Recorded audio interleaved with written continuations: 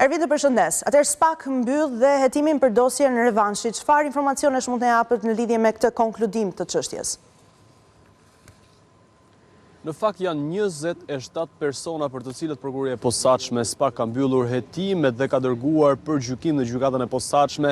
dosjen dhe hetimet e gjetura, por edhe procedimet penale ndaj tyre, ku të paktën janë zbardhur disa tentativa vrasjesh, por edhe ngjarje të tjera kriminale, që nga tentativa për të vrarë Durimbamin, por edhe hakmarrjet e këtij të fundit kundrejt personave të tjerë që ishin bërë si duket bashkë për të kryer vrasjen e Durimbamit, por jo vetëm, për shkak se edhe të pandehurit të tjerë që tashmë janë dërguar në gjykatë mes tyre pra 27 personave janë edhe për ngjarje të tjera kriminale. Konkretisht, Arben Doka, paktën sipas hetimeve të prokurorisë së posaçme, akuzohet për sa i përket vrasjes me paramendim të Alex Ndrekës. Ngjarje kjo e ndodhur në dhjetor të vitit 2020, ndërsa një tjetër episod bëhet fjalë për sigurimin e kushteve për të kryer vrasjen e Durimbamit, por edhe mbajtje pa leje të armëve dhe për sa i përket grupit të strukturuar kriminal. Këto janë disa nga akuzat në ngarkim të Arben Dokës, ku në fakt ai dyshonte se Durimbami mund të ishte i përfshirë në vrasjen e të vëllait dhe si duket u organizua bashkë me Ervis Martinajn, që po ashtu deri sotme është dërguar për këtë episod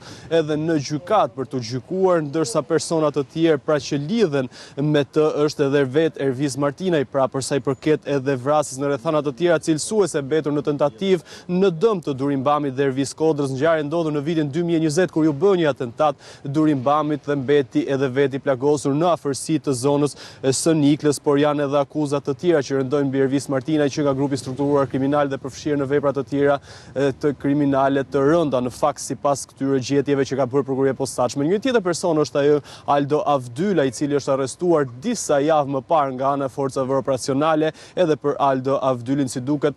don akuzë sigurimit të kushteve për të kryer vrasjen e dëm të Durimbamit dhe Valter Bamit, kryer në bashkëpunim dhe mbetur në tentativë, si duket edhe vet Aldo Avdylit, paktën sipas gjetjeve të SPAK, është përgjegjës për sa i përket sigurimit të kushteve për t'i bërë atentat Durimbamit dhe Valter Bamit, dy vëllezërve nga Nikla, po ashtu një tjetër person për të cilët janë mbyllur edhe hetimet, është edhe emri Fatmir Toplinit për sa i përket dyshimeve për vrasjen e shtetasit të Prenggjini, po ashtu ka persona të tjerë, Enigert Mitri, i cili ka qenë pjesë e forcave si duket të policisë, por mbi të rëndon akuza e kultivimit të lëndëve narkotike dhe grupi strukturuar kriminal. Një tjetër emër është për Marklen Hakën, i cili pavarësisht se ishte në të njëjtën zonë me Durimbamin, pra në të njëjtën lagje mund të themi në zonën e Niklës, ka qenë pjesë e grupit që tentuan të ekzekutojnë Durimbamin dhe persona të tjerë të lidhur me të, ku në vitin 2020 mbeti i plagosur bashkë pra me Ervin Kodrën, pra shtetasi Durimbami, ndërsa një tjetër person, Hektor